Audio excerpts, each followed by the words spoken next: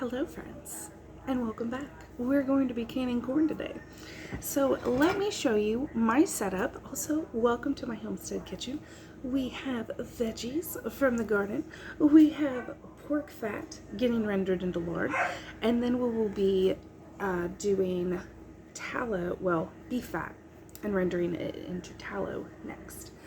But today's video is about corn. So my setup, and I learned this from my great aunt and then kind of tweaked it from there. But get yourself a casserole dish and cut the corn off the cob in the casserole dish, because corn will pop as you are cutting it, and this tries to catch. This catches most of it. It doesn't catch all of it. If you think you're going to have a clean kitchen when you're done canning corn, you are highly mistaken, because it is a very messy job. I will continue to cut the corn off the cobs until this whole dish is full. And from doing it last night, if it mounds to about like this, that's 7 quarts. So I know about how much I need to have in here to be able to get a canner load. So this is what I'm going to be doing. Okay, so we just have 0 space. Get you a jar, whether you're using pints or quarts. I'm doing quarts just because I end up using 2 pints every time we do a meal anyway. So we're just going to can a lot of this stuff this year in quarts, unless it can't be canned in quarts. So I have a nice clean jar, and we're raw packing these. So this has just been blanched corn cut off the cob, and we are going to fill our jars to 1 inch of headspace.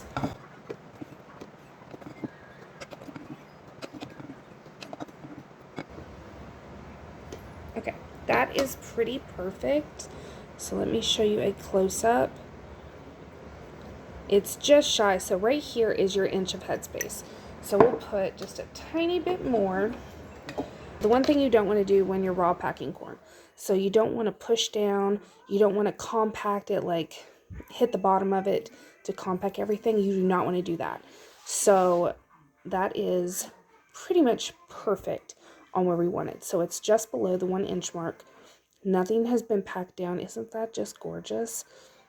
So we're going to go ahead and get all 7 quarts filled up like this, and then I'll bring you back. So once you get everything to the 1 inch of headspace, we're then going to add boiling water up to the 1 inch of headspace.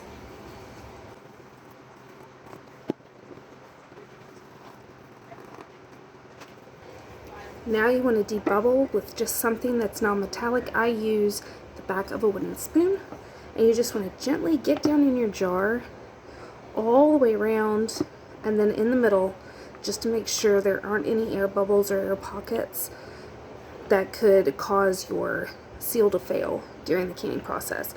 But you don't want to pack anything in. I actually like to go back in real quick and just kind of break everything up that I could have packed down, and then check your liquid line again. We are right at, let's show you. We are right at the 1 inch headspace, which is what we want. So, okay, now the last step is to wipe the rim of your jar and also check to make sure you don't have any nicks or cracks, because that will cause your seal to fail. So we definitely don't want that. So just go through, make sure there's nothing on the rims,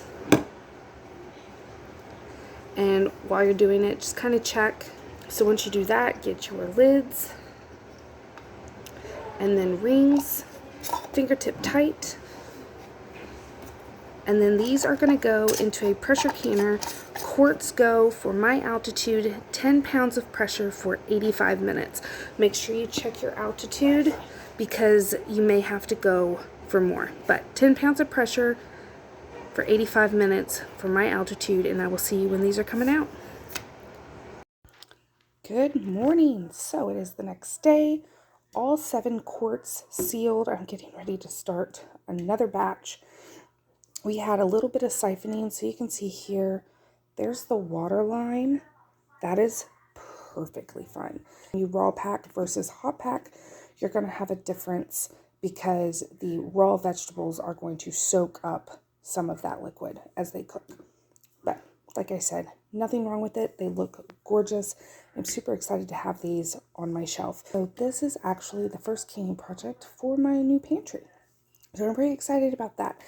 And also, I forgot to say last night, you can add a teaspoon or 2 of salt to each quart jar before you can it. I completely forgot, but that's okay. You don't have to add any salt. It's just if desired. And usually I do desire 1 to 2 teaspoons of salt per jar, but that's okay.